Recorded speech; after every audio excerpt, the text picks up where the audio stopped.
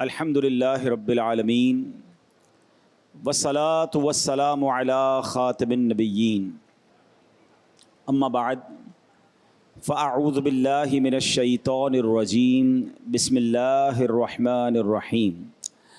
پڑھیے الصلاة والسلام علیک یا رسول اللہ وعلی آلک واصحابک یا حبیب اللہ۔ الصلاۃ والسلام علیک یا نبی اللہ وعلی آلک واصحابک یا نور اللہ۔ درود پاک پڑھنے کے بے شمار فضائل و برکات ہیں۔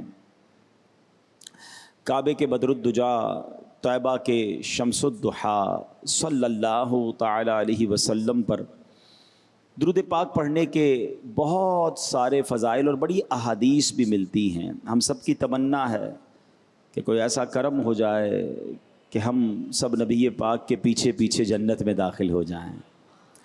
جنت میں جانے کی تمنا ہر مسلمان کو ہے، مگر کیسے یہ کنفرم ہو جائے، کیسے یقین ہو جائے، کوئی ایسا راستہ۔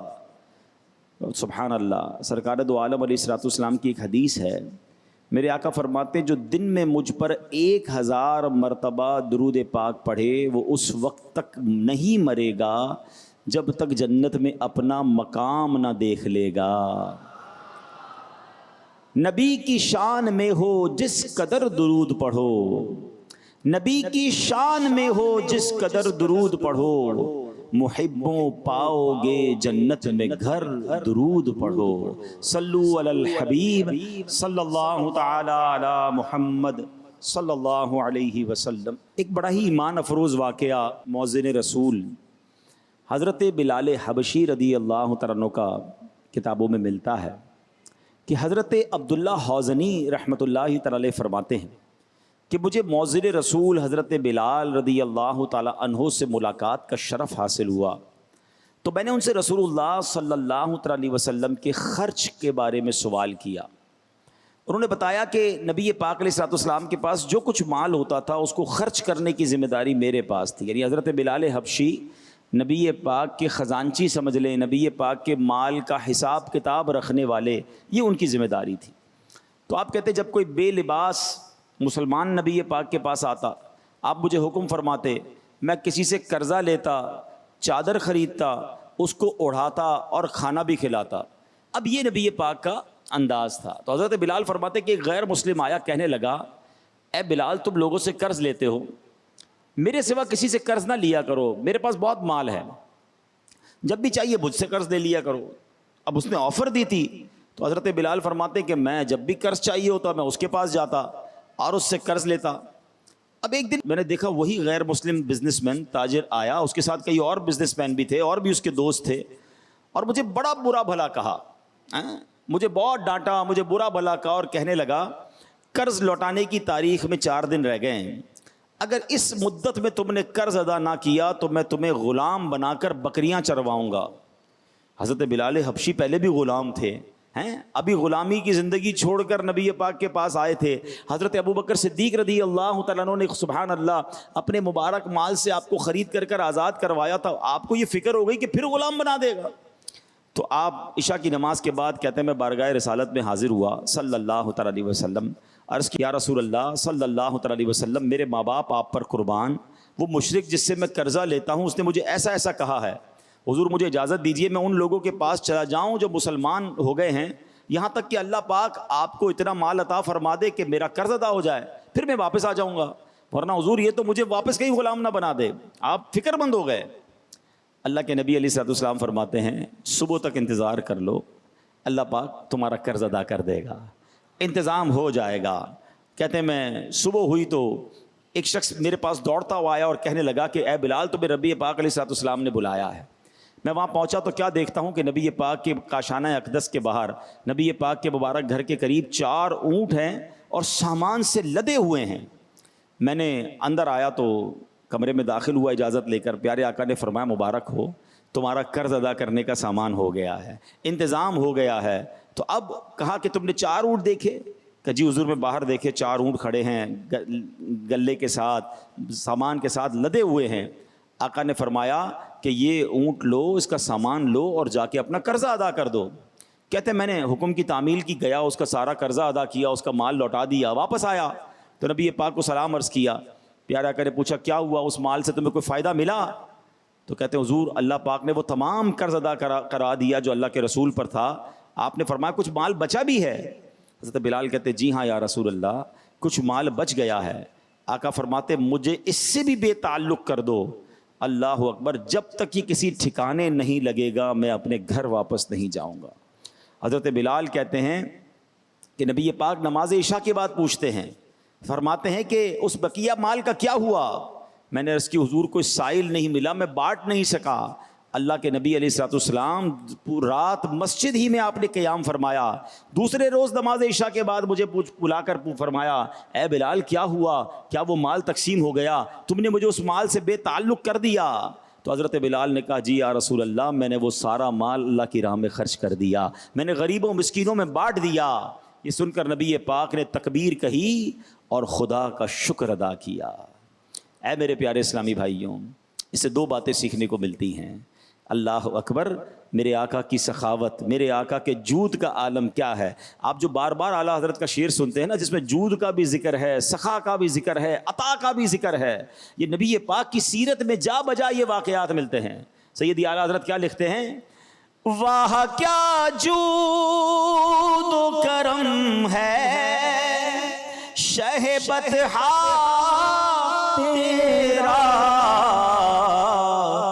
نہیں سنتا ہی نہیں مانگنے والا تیرا۔ یعنی آقا کے دربار سے کوئی لفظ نہیں سنتا ہی نہیں تھا۔ اچھا ایک اور کرم نوازی یہ ہے کہ لوگ پیاسا کنویں کے پاس جائے نا، مگر آقا وہ ہیں کہ جن کا دریائے رحمت، جن کا دریائے کرم خود پیاسوں کو تلاش کر رہا ہے، خود اپنے غلاموں پر مہربانی ہو رہی ہے۔ اور اعلیٰ حضرت اسی طرف اشارہ کرتے ہوئے لکھتے ہیں نا، فیض ہے یا شہ تسلیم نرالا تیرا، آپ پیاسوں کے تجسس میں ہے دریا تیرا۔ نبی پاک سبحان اللہ۔ اچھا ایسا کہاں ہوتا ہے دنیا میں کہ آپ کسی سے مدد لینے جائیں، اس کے پاس بظاہر وہ مدد نہ ہو تو وہ منع کر دیتا ہے، مگر آقا کے در پر نہیں تو نہیں ملتا نا۔ آقا فرماتے حضرت بلال سے بلال قرضہ لو اور اس غریب کی مدد کر دو، اور آقا پھر وہ قرض ادا فرماتے۔ اللہ اکبر، یہ سخاوت مصطفیٰ ہے، یہ عطائے مصطفیٰ ہے۔ اور نبی پاک علیہ الصلوۃ والسلام کی سخاوت کی تو کیا بات ہے۔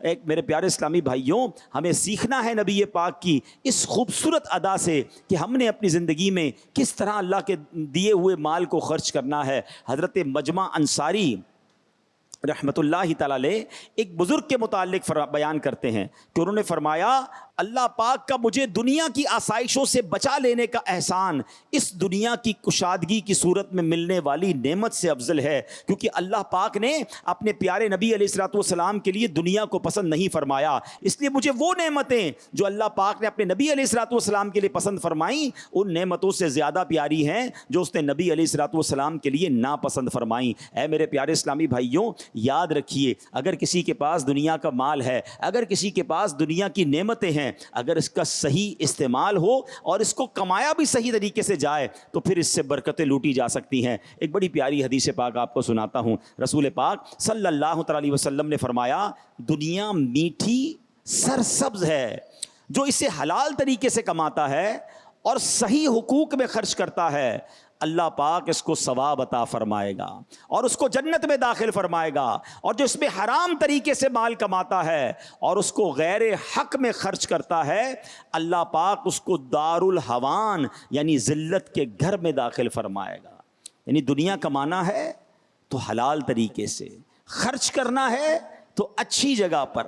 پرابلم یہ ہے کہ آج کل کچھ لوگ ذرا عجیب سا انہوں نے اپنا سسٹم بنایا ہوا ہے، کچھ لوگ کماتے غلط طریقے سے ہیں لیکن بعض اوقات اللہ کی راہ میں خرچ کر رہے ہوتے ہیں، تو شیطان انہیں کہتا ہے یار بات برابر ہو گئی، بیلنس صحیح ہو گیا، تو ڈنڈی مارتا ہے یا سود کا کام کرتا ہے یا جھوٹ بولتا ہے، لیکن مسجد میں بھی تو دیتا ہے نا، غریبوں کی مدد بھی تو کرتا ہے، تو یہ برابر ہو جائے گا، یہ بھول ہے ان کی۔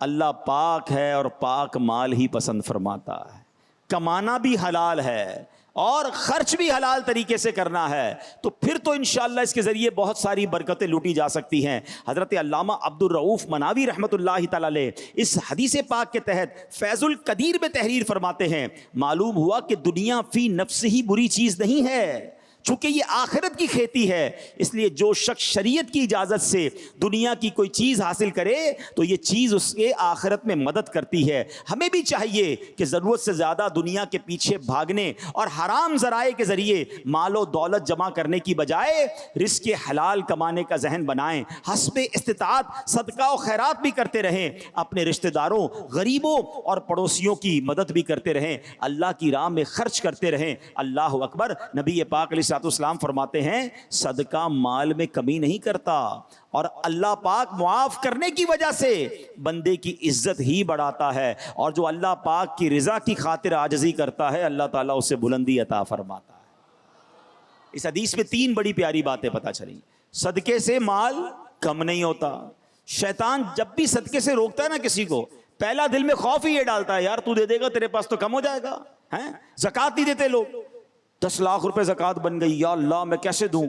ارے اللہ کے بندے، اللہ نے 4 کروڑ دیے تو 10 لاکھ بنی ہے نا، اور یہ تو 10 لاکھ دے گا اللہ اس میں اور اضافہ کر دے گا، مگر اس وقت شیطان حملہ کرتا ہے کہ تیری جیب سے پیسے نکل رہے ہیں یہ کم ہو جائیں گے، تو نبی پاک نے وسوسہ نکال دیا، فرماتے صدقہ دینے سے مال کم نہیں ہوتا۔ اور یہ ایسی جس کو کہتے ہیں نا مجرب فارمولہ ہے، آپ دنیا میں ہر اس شخص کو دیکھیں کہ جو اللہ کی راہ میں خرچ کرتا ہے نا اس کا مال کم نہیں ہو رہا ہوتا، اس کا مال ملٹی پلائی ہو رہا ہوتا ہے۔ اگلی بات نبی پاک نے کیا فرما دی کہ معاف کرنے کی وجہ سے بندے کی اللہ پاک عزت ہی بڑھاتا ہے۔ اب یہ بھی بڑا مسئلہ ہے، بندہ کہتا ہے یار میں معافی مانگ لوں گا یا معاف کر دوں گا تو مسئلہ یہ میری عزت کم ہو جائے گی، لوگ کیا کہیں گے میں بزدل ہوں، میں نے بدلہ نہیں لیا، اس کی غلطی ہے، میں ایسے کیسے معاف کر دوں؟ جناب روب ہونا چاہیے، شیطان یہی تو خیالات لاتا ہے۔ اللہ کے حبیب علیہ السلام نے کہتے ہیں نا وہ سوئی واپس نکال لی کہ معاف کرو گے اللہ عزت ہی بڑھائے گا، عزت میں کوئی کمی نہیں آئے گی۔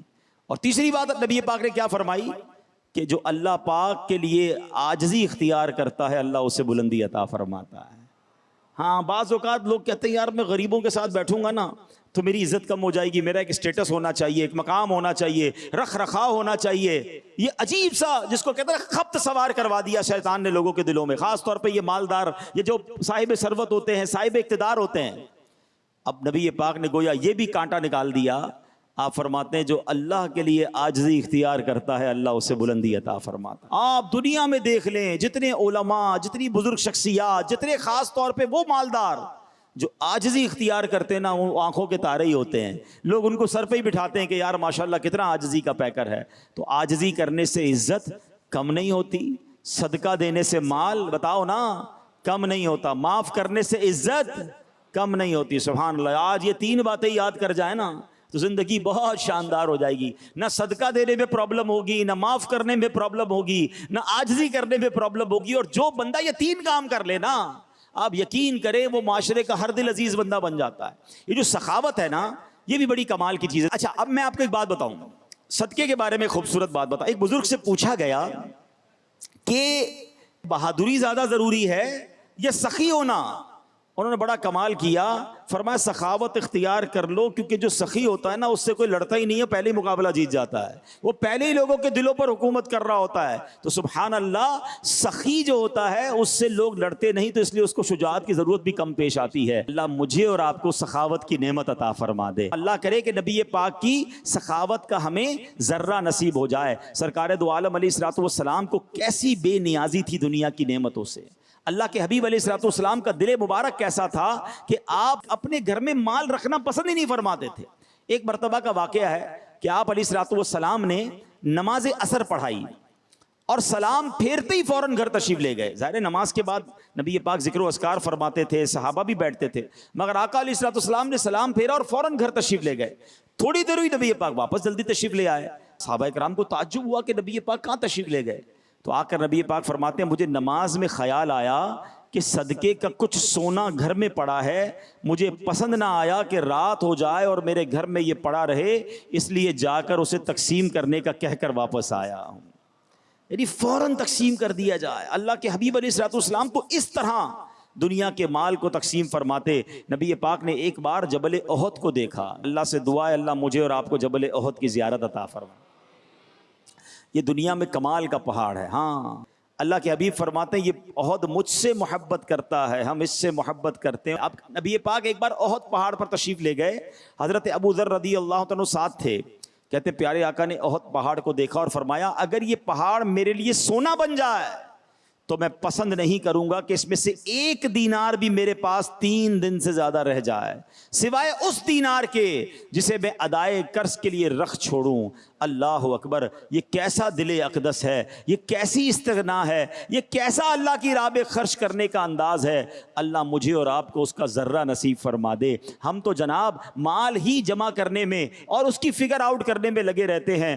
ہمیں کاش اللہ کے حبیب علیہ الصلوۃ والسلام کی اس سخاوت کا ذرہ مل جائے۔ پیارے آقا علیہ الصلوۃ والسلام کی ایک اور بڑی کمال کی ادا، جابر بن عبداللہ فرماتے ہیں کہ اللہ کے حبیب علیہ الصلوۃ والسلام نے کبھی کسی سائل کو، کبھی کسی مانگنے والے کو لا نہیں فرمایا۔ لا عربی میں کہتے ہیں نہیں کو، یہ جو ہم بار بار نعت میں شعر سنتے ہیں نا، نہیں سنتا ہی نہیں مانگنے والا تیرا، یہ حدیثوں کی طرف اشارہ ہے کہ نبی پاک کی زبان پر لفظ لا آتا ہی نہیں تھا۔ بلکہ پچھلے دنوں ایک بڑی پیاری بات مفتی صاحب سے سنی کہ وہ فرماتے ہیں کہ جب ضرورت پڑی نا اشہد ان لا الہ، وہاں لا کہنا ضروری ہے کیونکہ اللہ کے سوا کوئی معبود نہیں۔ فرمایا اس کے علاوہ نبی پاک کی زبان پر لا آتا ہی نہیں تھا، منع فرماتے ہی نہیں تھے۔ ایک بار آپ علیہ الصلوۃ والسلام کے دربار گوہر بار میں 70,000 درہم لائے گئے، کتنی بڑی اماؤنٹ ہے۔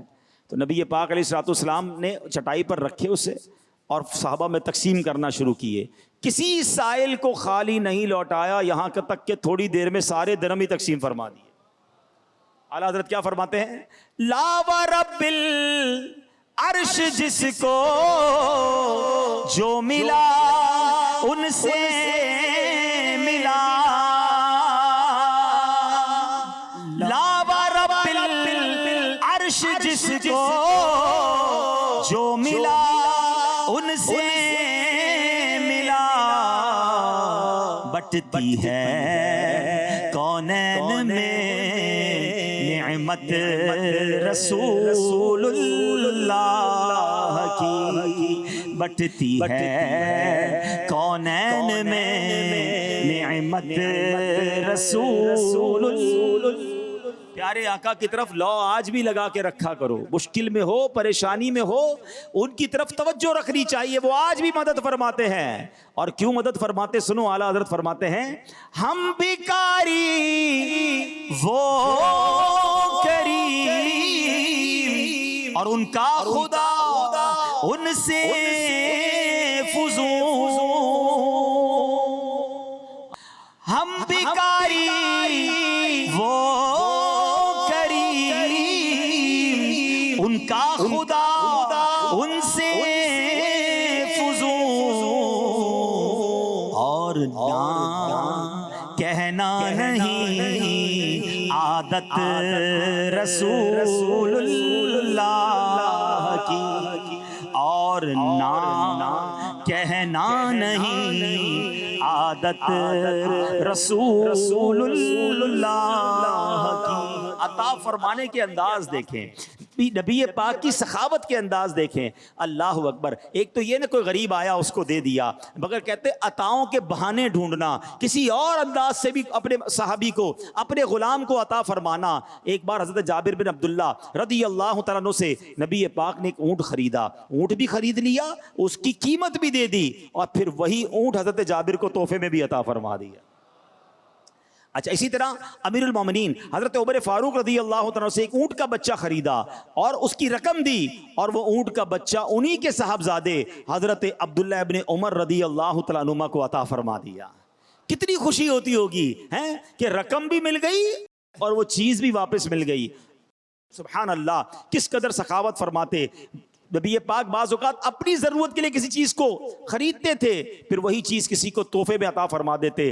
ہمیں بھی چاہیے کہ ہم نبی پاک کی سنت کو ادا کیا کریں، اپنے مسلمان بھائیوں کو تحفہ دیا کریں۔ اچھا، تحفہ دینے میں اس کے دل میں خوشی بھی داخل ہوتی ہے اور عداوت دور ہوتی ہے۔ بعض اوقات دلوں میں دوریاں ہو چکی ہوتی ہیں، بعض اوقات ہماری کوئی بات کسی کو بری لگ گئی ہوتی ہے، تو اگر دوستی کرنا چاہتے ہو نا، حسد کو دور کرنا چاہتے ہو، کینے کو دور کرنا چاہتے ہو، مسلمانوں میں محبتیں بڑھانا چاہتے ہو، تو تحفے کی عادت کو بھی اپنائیے۔ نبی پاک علیہ الصلوۃ والسلام فرماتے ہیں ایک دوسرے کے ساتھ مصافحہ کرو، یعنی ہاتھ ملاؤ، اس سے کینہ جاتا رہے گا، اور ہدیہ یعنی تحفہ بھیجو، آپس میں محبت ہوگی، دشمنی جاتی رہے گی۔ آج کے معاشرے میں کتنی محبت کی ضرورت ہے، اتنا فرسٹریشن بڑھ گیا ہے، آج آپس میں نفرتیں بڑھتی جا رہی ہیں۔ تو اے میرے پیارے اسلامی بھائیوں، سلام کو عام کریں۔ سلام میں بھی ہم نے کیٹیگرائز کر دیا ہے، جس کو جانتے ہیں اس کو سلام کرتے ہیں، رشتہ داروں کو سلام کریں گے، کاروباری لوگوں کو سلام کریں گے، جس مسلمان کو جانتے نہیں اسے سلام بھی لوگ نہیں کر رہے ہوتے۔ سلام بھی کریں، ہاتھ بھی ملائیں، اس سے انشاءاللہ محبت بڑھے گی۔ سلام کو عام کریں، آپ کے دل سے تکبر دور ہوگا، عاجزی اختیار ہوگی، اور تحفہ دیں تو انشاءاللہ محبت میں اضافہ ہوگا۔ نبی پاک کی سخاوت کا ذکر ہو رہا ہے، سنیے ایک بار کیا ہوا، پیارے آقا علیہ الصلوۃ والسلام نے عرب کے یعنی دیہات کے رہنے والے کچھ افراد نبی پاک کے پاس آئے۔ پیارے آقا نے ان میں سے بہت ساروں کو 100 اونٹ تحفتاً عطا فرما دیے، ایک ایک کو 100 اونٹ عطا کر دیے۔ حضرت صفوان بن امیہ رضی اللہ تعالیٰ عنہ نے، ابھی وہ اسلام نہیں لائے تھے، وادی حنین کا واقعہ ہے، غزوہ حنین کا موقع ہے، کہتے ہیں نبی پاک سے بکریوں کا سوال کیا۔ حضرت صفوان نے دو پہاڑوں کے درمیان پورا جنگل بھرا ہوا تھا بکریوں سے، نبی پاک علیہ الصلوۃ والسلام نے وہ پورے کا پورا جو ریوڑ تھا نا حضرت صفوان کو عطا فرما دیا۔ ابھی یہ مسلمان نہیں ہوئے تھے، اب یہ اپنی قوم کے پاس جا کر پتہ ہے کیا کہتے ہیں، اے میری قوم تم اسلام لے آؤ، اللہ پاک کی قسم محمد صلی اللہ تعالی علیہ وسلم ایسی سخاوت فرماتے ہیں کہ محتاجی کا خوف ہی نہیں رہتا ہے، وہ اتنی عطا فرماتے ہیں کہ جھولیاں بھر دیتے ہیں۔ اللہ اکبر، سبحان اللہ۔ پہلے کے لوگ ایک بڑی پیاری بات کرتے تھے، حاتم طائی بہت بڑا سخی گزرا ہے، فرمایا اس نے گھر میں 8 دروازے رکھے تھے ہیں، اس کے گھر کے ہر دروازے پر لوگ آتے تھے، وہ ان کو عطا کرتا تھا، مال دیتا تھا، کھانا دیتا تھا۔ کہنے والوں نے کہا کہ اس کی سخاوت کا عالم یہ تھا کہ اگر کوئی 8 دروازوں سے باری باری آ جاتا تو حاتم طائی اس کو 8 دروازوں سے دیتا تھا، بڑا سخی تھا۔ سبحان اللہ۔ علماء عشق و محبت نے بڑا پیارا جواب دیا کہ حاتم طائی کے پاس 8 دروازوں سے آتے تھے، تب بھی جا کر لوگوں کی ضرورت پوری نہیں ہوتی تھی، جبھی تو آتے تھے نا۔ میرے آقا کا دربار وہ ہے جو ایک بار چلا جائے، اور نبی پاک نگاہ رحمت فرما دیں تو اتنا عطا فرماتے ہیں، اتنا دیا کہ دامن میں ہمارے سمایا نہیں۔ سرکار دو عالم کی سخاوت کا عالم یہ ہے کہ میرے کریم سے گر قطرہ کسی نے مانگا، میرے کریم سے گر قطرہ کسی نے مانگا تو دریا بہا دیے ہیں مدنی نے، دریا بہا دیے ہیں، دور پہ بہا دیے ہیں، دریا بہا دیے ہیں مدنی نے، دریا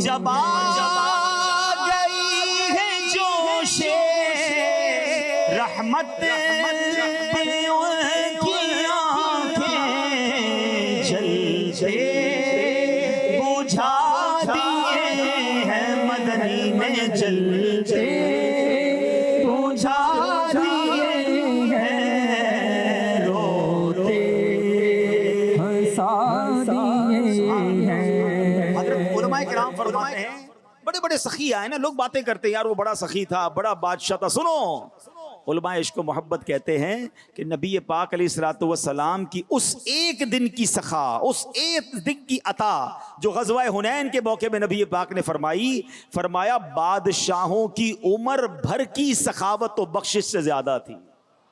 یہ ایسی اعلیٰ حضرت نہیں لکھا کہ قطرہ کسی نے مانگا تو دریا بہا دیے، یہ واقعات موجود ہیں کہ نبی پاک سے کچھ مانگا اور آقا نے پورا جنگل بکریوں سے بھرا ہوا عطا فرما دیا، ایک ایک اعرابی کو 100 اونٹ عطا فرمائے۔ اللہ اکبر۔ ایک ایسا موقع تھا کہ سرکار دو عالم علیہ الصلوۃ والسلام کے پاس بکریاں، جنگل میں بکریاں بھری ہوئی تھی اور نبی پاک عطا فرما رہے تھے، مانگنے والے ہجوم کرتے جا رہے تھے، نبی پاک اس ہجوم میں پیچھے ہٹتے جا رہے ہیں، تقسیم فرماتے جا رہے ہیں اور رش بڑھتا جا رہا ہے، پیارے آقا پیچھے ہوتے جا رہے ہیں، یہاں تک کہ جب اموال تقسیم ہو گئے تو ایک اعرابی نبی پاک علیہ الصلوۃ والسلام کی بارگاہ میں آئے اور مبارک چادر آپ کے بدن اقدس سے کھینچی، جس سے مبارک گردن اور کمر شریف پر نشان بن گیا۔ نبی پاک نے اس پر اتنا فرمایا، اے لوگو جلدی نہ کرو، واللہ تم مجھے کسی وقت بخیل نہ پاؤ گے۔ ہمیشہ نبی پاک کے در سے عطا ہی ملتی رہی۔ اللہ اکبر۔ پیارے آقا علیہ الصلوۃ والسلام کا دل اقدس کتنا منور تھا۔ ایک خاتون نبی پاک کی بارگاہ میں آئیں، حضرت سہل بن سعد کہتے ہیں رضی اللہ تعالیٰ عنہ، ایک خاتون چادر لے کر آئیں، کہتے ہیں حضور میں نے اپنے ہاتھ سے بنی ہے اور آپ کے لیے لائی ہوں۔ اچھا، نبی پاک کو اس وقت چادر کی ضرورت بھی تھی، پیارے آقا نے وہ چادر لی اور پیارے آقا علیہ الصلوۃ والسلام جب وہ چادر لی اور ہماری طرف نکلے، نبی پاک نے تہبند اس چادر کی باندھی ہوئی تھی، تو ایک صحابی نے کہا حضور بڑی پیاری چادر ہے، مجھے عطا فرما دیں۔ اللہ اکبر۔ نبی پاک اس مجلس سے اٹھ کر گئے، اب ظاہر تہبند پہنا ہوا تھا، تبدیل کیا، واپس آئے اور وہ چادر اسی صحابی کو عطا فرما دی۔ تو باقی صحابہ نے کہا کہ آپ کو معلوم تھا پیارے آقا کو چادر کی حاجت ہے، وہ خاتون اپنے ہاتھ سے بن کر لائی تھی، کتنی پیاری چادر تھی، آپ رہنے دیتے۔ مگر وہ صحابی بھی کمال کے تھے، وہ کیا کہتے ہیں، اور آپ کو پتا بھی ہے، وہ صحابی سے کہا انہوں نے کہ پیارے آقا منع تو فرماتے نہیں ہیں، آپ نے کہنا تھا، انہوں نے دے ہی دینی تھی، لیکن آپ کو نہیں مانگنی چاہیے تھی۔ اللہ اکبر۔ وہ صحابی کہتے ہیں اللہ کی قسم میں نے صرف اس لیے یہ چادر کا سوال کیا کہ جب میرا انتقال ہو جائے تو بطور تبرک میرا یہ کفن بن جائے۔ اور راوی لکھتے ہیں ایسا ہی ہوا، وہ صحابی جب انتقال ہوا نا تو وہی چادر جو نبی پاک نے ایک بار استعمال فرمائی تھی ان صحابی رسول کا کفن بنا اور وہ قبر میں اسے ساتھ لے کر گئے۔ مالک کونین ہیں گو پاس کچھ رکھتے نہیں، مالک کونین ہیں گو پاس کچھ رکھتے نہیں، دو جہاں کی نعمتیں ہیں ان کے خالی ہاتھوں۔ اے میرے پیارے اسلامی بھائیو، نبی پاک کی سخاوت کی کیا بات ہے، اللہ اکبر۔ اب اچھا، اب نبی پاک اپنے دور میں اپنے صحابہ میں تو سخاوت فرماتے رہے، کسی کے ذہن میں وسوسہ آ سکتا ہے کہ اب تو پیارے آقا پردہ فرما گئے، اب ہمیں ان کی کرم نوازی کیسے ملے گی، تو یہ وسوسہ کبھی بھی ذہن میں نہ آنے دیں۔ یاد رکھیے اعلیٰ حضرت امام اہل سنت فرماتے ہیں رسول اللہ صلی اللہ تعالیٰ علیہ وسلم اور تمام انبیاء کرام حیات حقیقی، دنیاوی، روحانی اور جسمانی سے زندہ ہیں۔ آپ مزارات طیبہ میں نمازیں پڑھتے ہیں، روزی دیے جاتے ہیں، جہاں چاہیں تشریف لے جاتے ہیں، زمین و آسمان کی سلطنت میں تصرف فرماتے ہیں۔ نبی پاک کی حدیث سنو، اللہ کے حبیب فرماتے ہیں الانبیاء احیاء فی قبورہم یصلون، یعنی حضرات انبیاء اپنے مزارات میں زندہ ہیں اور نماز ادا فرماتے ہیں۔ جبکہ ایک اور حدیث پاک میں ہے ان اللہ حرم علی الارض ان تاکل اجساد الانبیاء فنبی اللہ حی یرزق، فرمایا بے شک اللہ پاک نے زمین پر انبیاء کرام کے جسموں کو کھانا حرام فرما دیا ہے۔ اللہ پاک کے نبی زندہ ہیں اور ان کو روزی بھی دی جاتی ہے، بلکہ علامہ جلال الدین سیوطی شافعی رحمۃ اللہ تعالی علیہ فرماتے ہیں حضرات انبیاء کرام کے لیے مزارات سے باہر جانے اور آسمانوں اور زمین میں تصرف کی بھی اجازت ہوتی ہے۔ ایسے ہی میرے رضا نہیں لکھتے تو زندہ ہے واللہ تو زندہ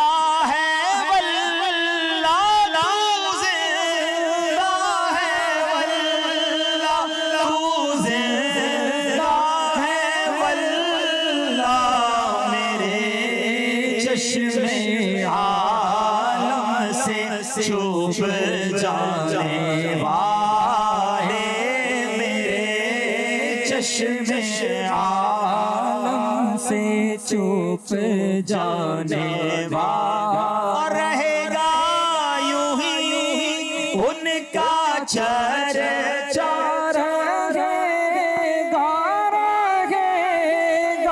یوں ہی ان کا چرچا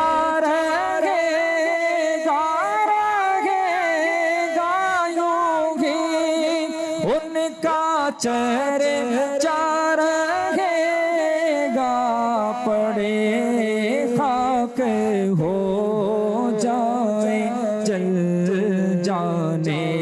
والے دیکھو میرے آقا کیسے کرم فرماتے ہیں.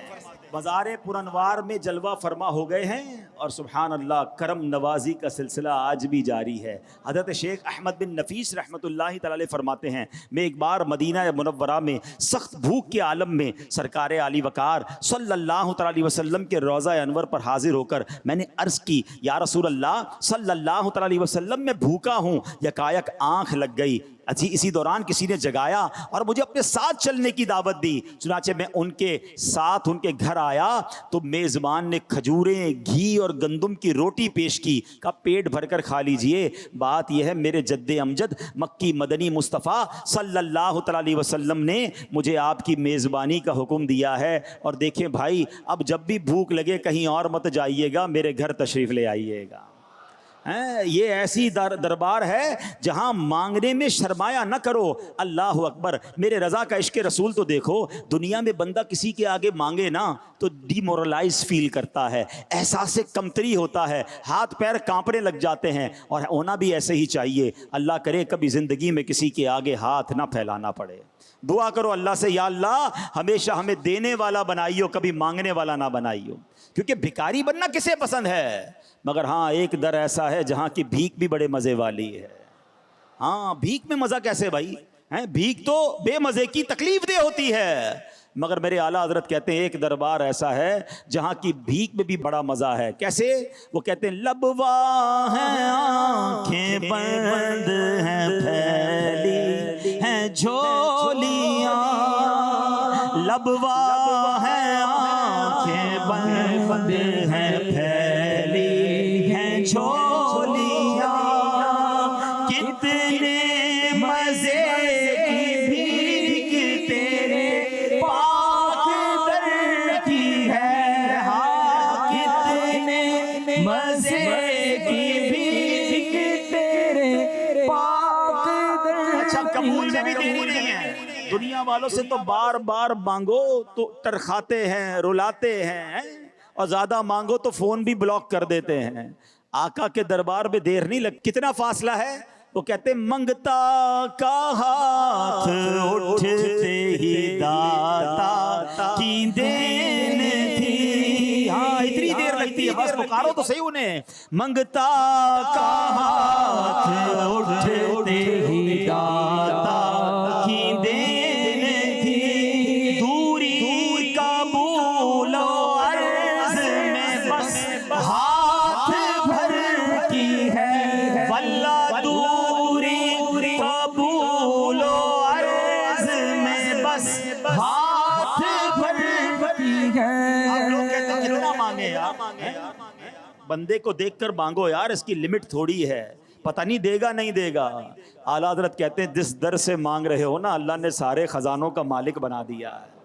رچ کے مانگنا, تھوڑی پنجابی میں کہتے ہیں رچ کے مانگنا. ہاں ذرا بھی کنجوسی نہیں کرنا, جتنا مانگنا ہے مانگنا, کیونکہ وہاں سے لا بھی نہیں ہے منع بھی نہیں ہے, بلکہ منہ مانگی مرادیں وہ دیتے ہیں. فرماتے ہیں منگتا کا ہاتھ اٹھتے ہی داتا کی دین تھی. دوری کا بولو عرض میں بس ہاتھ بھر.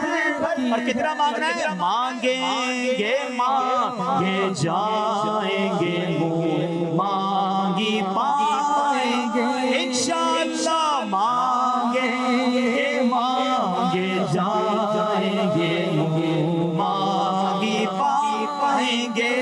ہم تو مانگیں گے مانگے جائیں گے, منہ مانگی پائیں گے.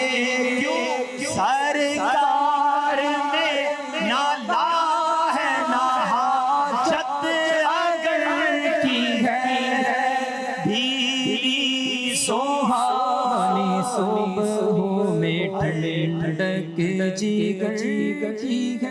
کیسے عطا فرماتے ہیں؟ حضرت احمد بن محمد صوفی رحمۃ اللہ تعالی علیہ فرماتے ہیں میں 3 مہینوں تک جنگلوں میں پھرتا رہا, میری سب خال گل گئی, بالآخر میں مدینہ منورہ حاضر ہوا، میں نے آقا کی بارگاہ میں سلام عرض کیا اور پھر میں سو گیا۔ خواب میں رسول اللہ صلی اللہ تعالیٰ علیہ وسلم کی زیارت سے شرف یاب ہوا۔ میرے آقا فرما رہے تھے احمد تو آ گیا، دیکھ تیرا کیا حال ہو گیا ہے۔ میں نے عرض کی انا جائعن و انا ضیفک، یا رسول اللہ میں بھوکا بھی ہوں اور حضور آپ کا مہمان بھی ہوں۔ سرکار دو جہاں صلی اللہ تعالیٰ علیہ وسلم نے ارشاد فرمایا اپنے ہاتھ کھولو۔ کہتے میں نے ہاتھ کھولا، اس میں چند درم تھے۔ اللہ اکبر، خواب میں جو چیز ملے نا وہ آنکھ کھلے تو چلی جاتی ہے۔ حضرت احمد بن صوفی کہتے ہیں آنکھ کھلی مگر ہاتھ میں درم موجود تھے۔ کہتے وہ درم لے کر گیا، میں نے بازار سے روٹی خریدی اور میں نے پھر کھانا وغیرہ خرید کر کھایا۔ اللہ اکبر، ذرا سوچو تو صحیح میرے پیارے اسلامی بھائیوں، اصل مسئلہ یہ ہے کرم تو آج بھی ہو رہا ہے مگر وہ پکار چاہیے، وہ تڑپ چاہیے، وہ کنیکشن چاہیے۔ لکھتے ہیں نا اعلیٰ حضرت فرماتے ہیں واللہ وہ سن لیں گے، فریاد کو پہنچیں گے، وہ آئیں گے، وہ فریاد فرمائیں گے، مگر شرط یہ ہے واللہ وہ سن لیں گے، فریاد کو پہنچیں گے۔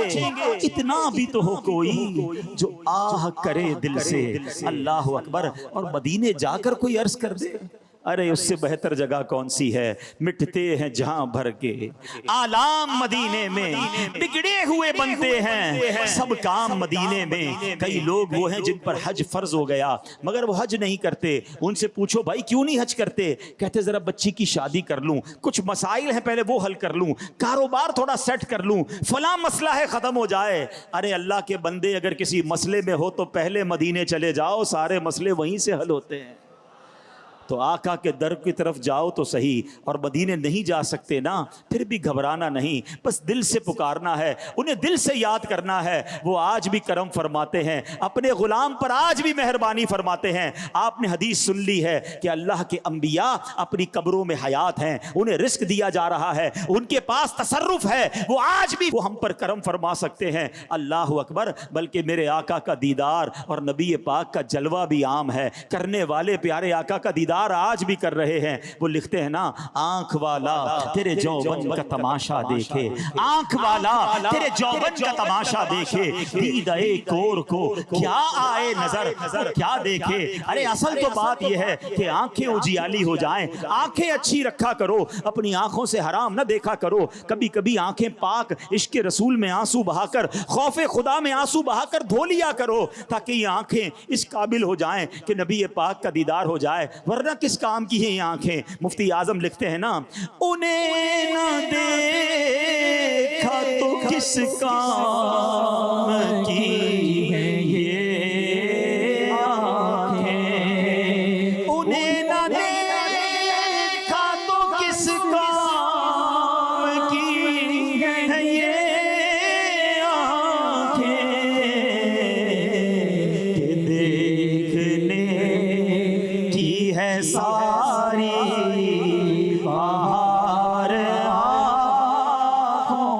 اللہ کی بارگاہ میں مل کے دعا کر لو، کچھ ایسا کر دے میرے کردگار آنکھوں میں، کچھ ایسا کر دے میرے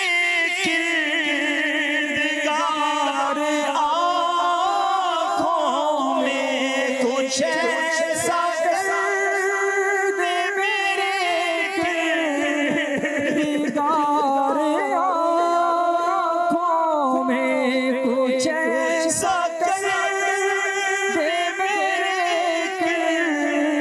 کردگار آنکھوں میں، ہمیشہ نقش رہے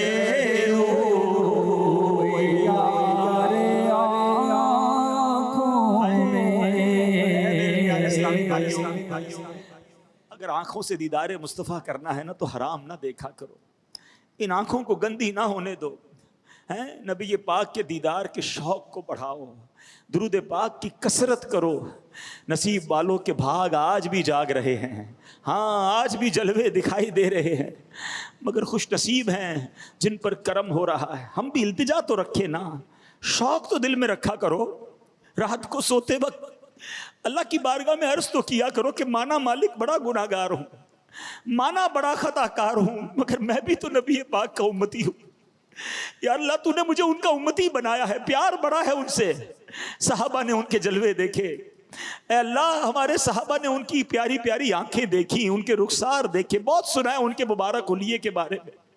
اللہ کبھی تو ایسا کرم کر دینا کہ تیرے محبوب کا جلوہ میں بھی دیکھ لوں۔ کیا خوبصورت التجا ہے نا، اے کاش کبھی ایسا بھی ہو خواب میں میرے، ہوں جن کی غلامی میں وہ آقا نظر آئے،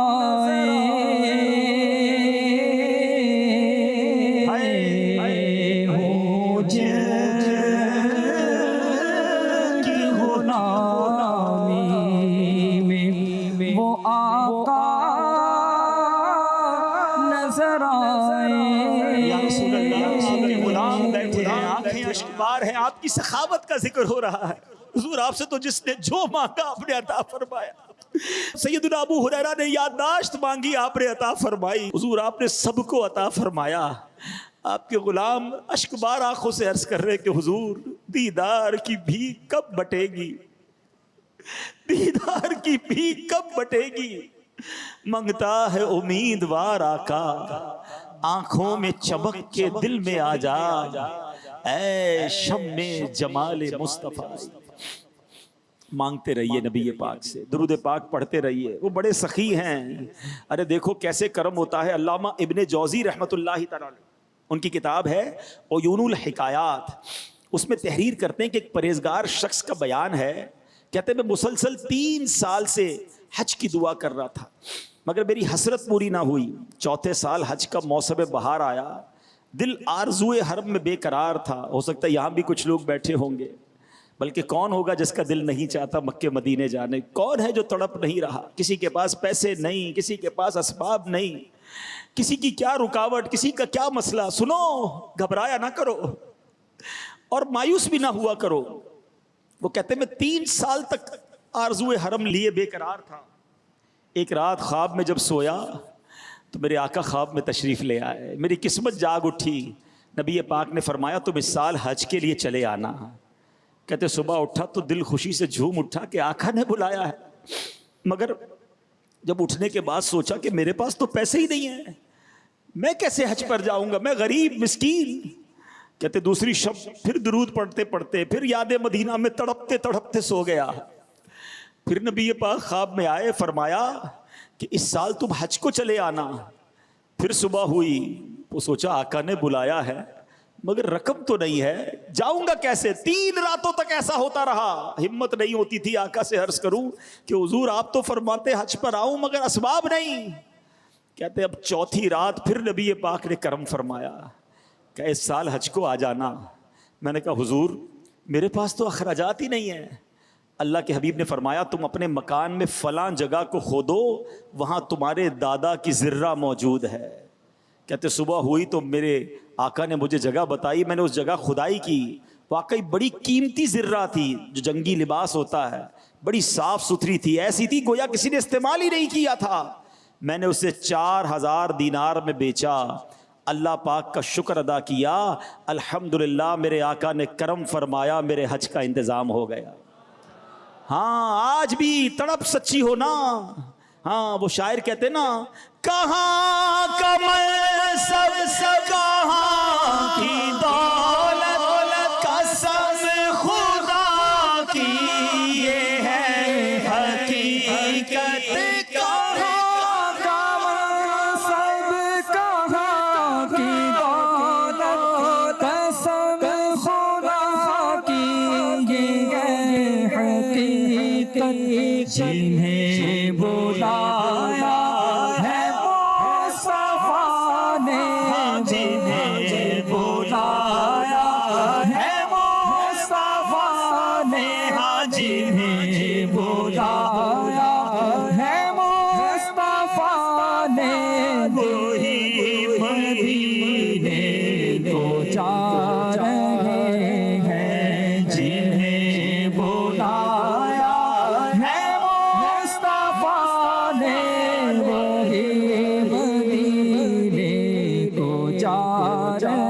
گئے کیا بات ہے میرے آقا کی، عطاؤں کا در کھلا ہوا ہے، رحمت کا ہے دروازہ کھلا، مانگ رے مانگ، مانگنے والے تو بنو نا، دیتا ہے کرم ان کا صدا، مانگ رے مانگ، یہ دربار رسالت ہے، یہاں اپنوں کا کیا کہنا، ارے یہاں سے ہاتھ خالی غیر بھی جایا نہیں،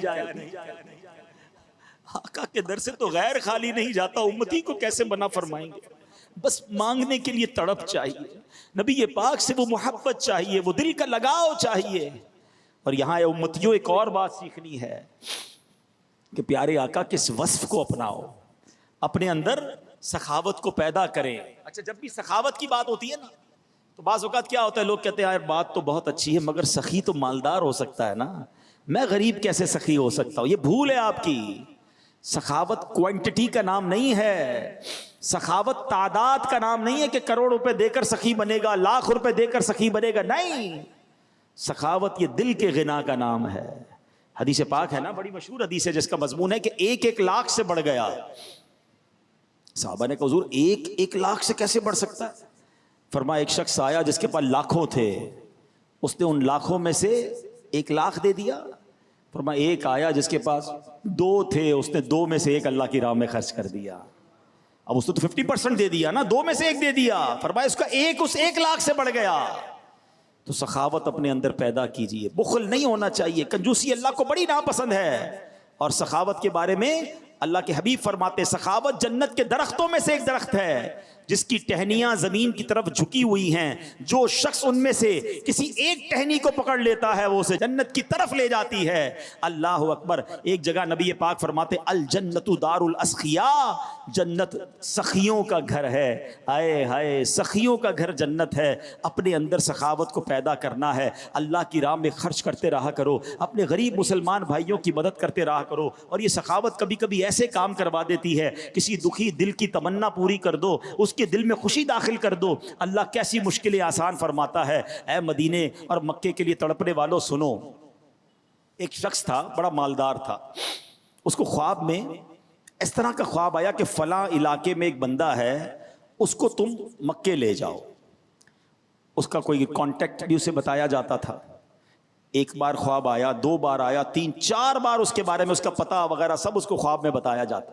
اس نے اس بندے سے رابطہ کیا، کہا کہ مجھے خواب میں کہا جا رہا ہے میں آپ کو مکے لے جاؤں۔ کہا میں تو کوئی نیک آدمی بھی نہیں، نارمل سا آدمی تھا، کوئی اس کا حلیہ بھی کوئی بہت بڑا نیکوں والا نہیں تھا۔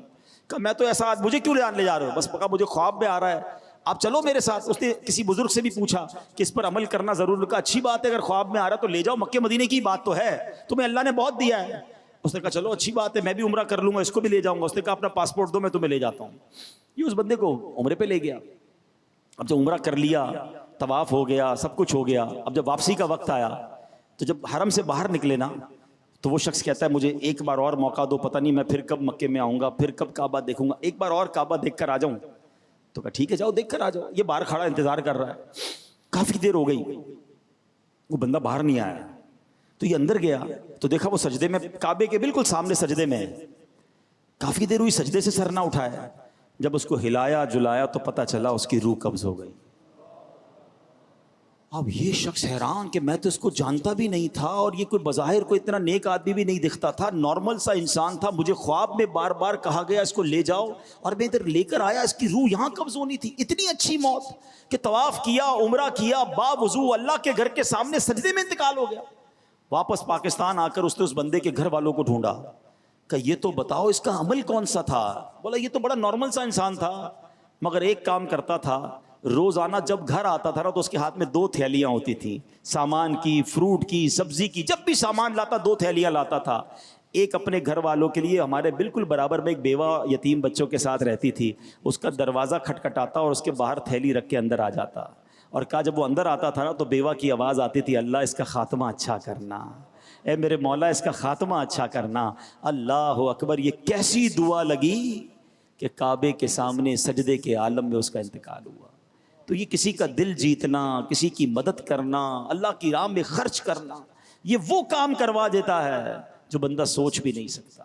تو اے میرے پیارے اسلامی بھائیوں، اس وقت بھی ہم سب کو، جن کو اللہ نے خاص طور پہ نوازا ہے ان کو بھی، اور جیسے میں نے کہا کہ جو غریب بھی ہیں نا وہ بھی کسی نہ کسی کی مدد اپنی حیثیت کے مطابق اچھے کام میں خرچ کرتے رہا کر. یہ اللہ سے کاروبار ہے. آپ غربت سے نکلنا چاہتے ہیں نا تو بھی آپ اللہ کی راہ میں خرچ کریں, اللہ آپ کو غربت سے نکال دے گا. قبلہ مفتی قاسم صاحب تفسیر صراط الجنان میں بڑی کمال کی بات آپ نے لکھی. آپ فرماتے دنیا بھر کے مالداروں کا سروے کریں نا تو وہ کہیں نہ کہیں چیریٹی کر رہے ہوتے ہیں, خرچ اچھی جگہ کر رہے ہوتے ہیں, تو اللہ اس خرچ کی وجہ سے ان کے مال میں برکت ڈال رہا ہوتا ہے. اور اگر غریبوں کا سروے کرے نا تو ان میں اکثریت وہ ہے جو اللہ کی راہ میں خرچ نہیں کرتے, وہ اسی لیے غریب ہی رہ جاتے ہیں. ہم غریب لوگ بعض اوقات سمجھتے ہیں ہم کیا کریں یار اس میں ہمارے نہیں. میں نے نبی پاک کی حدیث یاد رکھو نا, کسی کا 1 لاکھ سے بڑھ گیا تو آپ کچھ نہ کچھ اچھے کاموں میں اپنی حیثیت کے مطابق خرچ کرتے رہا کریں. اور سبحان اللہ, خرچ کرنے کا, سخاوت کرنے کا ایک عظیم موقع ہمیں دعوت اسلامی دے رہی ہے. اللہ کی قسم, خرچ کرنے کا اس سے بڑا نیکی کمانے کا موقع کیا ہوگا کہ عظیم دعوت اسلامی کا جو کام ہے ہم اس کے حصے دار بن جائیں. اللہ اکبر. دعوت اسلامی نیکیوں کا کتنا بڑا خزانہ ہے, کتنی بڑی فیکٹری ہے نیکیوں کی کہ دعوت اسلامی 150 سے زیادہ ملکوں میں دین متین کی خدمت کر رہی ہے. لاکھوں بچے اور بچیاں بغیر فیس کے قرآن پاک پڑھ رہے ہیں, درس نظامی کر رہے ہیں, ہزاروں جامعۃ المدینہ میں بچے اور بچیاں. اب بتائیے اتنی بڑی نیکی.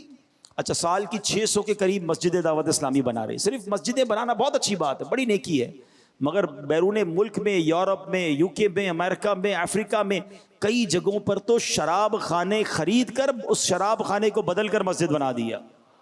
ڈانس کلب تھا, اس برائی کے اڈے کو بند کیا, وہاں مسجد بنا دی.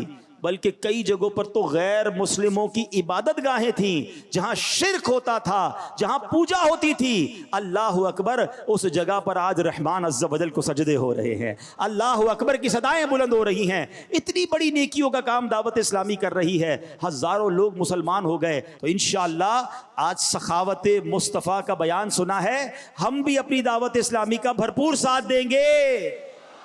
کیا معلوم آج دیدار مصطفیٰ کی بات ہوئی ہے. دیکھیں سنتوں کی تحریک ہے, میں اپنے لیے تو نہیں مانگ رہا اور آپ بھی اپنے لیے نہیں مانگیں گے.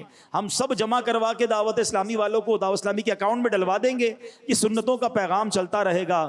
کاش مدینے والے آقا کو پسند آ جائے اور ہماری قسمت بھی جاگ اٹھے اور ہمیں بھی آقا کا دیدار نصیب ہو جائے.